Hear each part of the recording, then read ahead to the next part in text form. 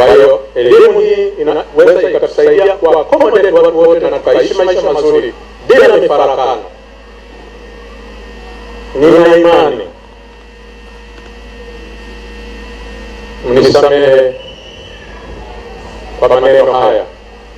Kwa mara ya kwanza kwa namna ya wazi, CDF mstaafu Mabeyo amezungumza kwa maneno yanayochukuliwa na wengi kama ukosoaji wa moja kwa moja wa Rais Samia Suluhu Hassan kuhusu uhaba wa maji na mfumo wa kilimo kinachotegemea mvua nchini Tanzania.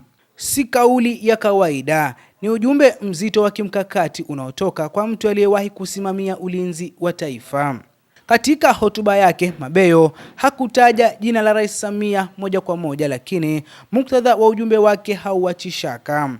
Alizungumza wakati taifa linakabiliwa na uhaba wa maji, wakati wakulima wengi wanalia mvua, na wakati serikali inazungumzia maendeleo ya viwanda. Kwa kutumia hoja hizi, Mabeyo alikuwa anauambia uongozi wa juu wa nchi na hasa Rais Samia kama mkuu wa serikali, Tanzania ina maji lakini haijayatengeneza kuwa suluhisho la kilimo na maendeleo.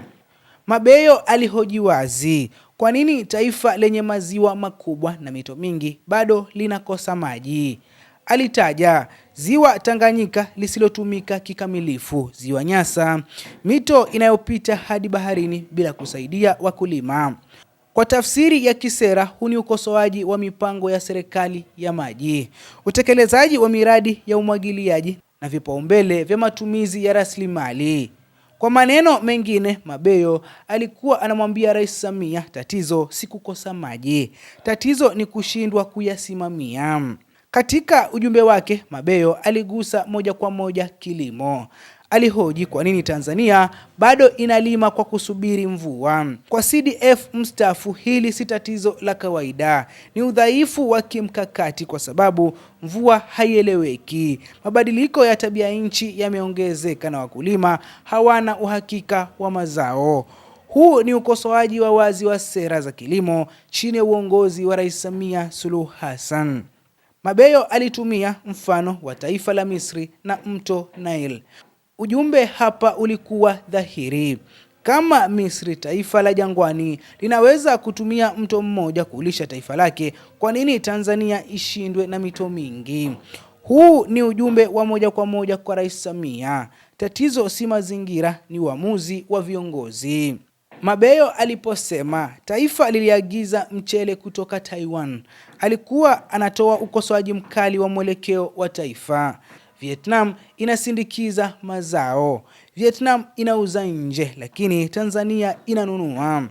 Huu ni ujumbe mzito kwa Rais Samia. Tanzania haina sababu ya kuagiza chakula ikiwa sera za maji na kilimo zingetekelezwa ipasavyo. Kwa kutafsiri ujumbe wa Mabeyo kwa kina, kuna mambo matatu. Rais Samia anatakiwa kubadili mwelekeo wa kilimo kutoka mvua kwenda umwagiliaji. Jambo la pili, miradi ya maji inapaswa kuwa ya kimkakati, si ya kisiasa. Na jambo la tatu, uongozi wa sasa unatuhumiwa kwa jinsi unavyotumia rasilimali za maji.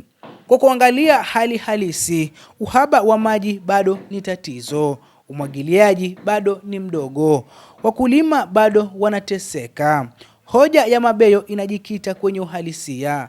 Huu si uasi bali ni ukosoaji wa sera. Ujumbe wa CDF mstaafu Mabeyo kwa Rais Samia Suluhu ni wazi. Tanzania haina tatizo la maji, ina tatizo la maamuzi.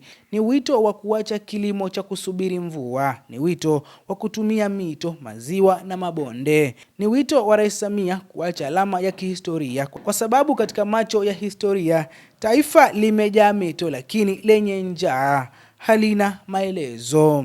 Tuna ziwa Victoria linanemesha nchi za wenzetu. Ukienda Misri, ukienda Jordan, ukienda Lebanon, ukienda Israel, sosi ya maji yao ni River Nile. Wana neema na wanatulisha tena sisi. Tuna ziwa Tanganyika halijawa utilized kabisa. Tuna ziwa Nyasa. Ukiondoa maziwa, tuna mito mingi yako nchi nzima. mito hii iko nchi nzima, kianzia kule kaskazini tuna mto Mara, ni mkubwa sana. Maji yake yanaenda wapi?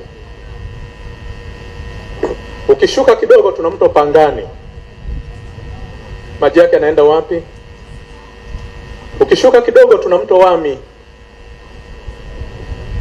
unashuka, maji yanaenda wapi? Ukishuka kidogo tuna mto Ruvu, ukishuka kidogo tuna mto Rufiji, ukivuka kidogo tuna mto Ruvuma. Ukienda magharibi tuna mto Kagera, tuna mto Ruvuvu, tuna mto Maragarasi, tuna mto Ruaha, tuna maporomoko mengi kule Njombe, Ruvuma, hata ukifika huko Kagera poromoko mengi. Haya maji yote ni namna gani tunaweza tukayafanya yakasaidia wakulima?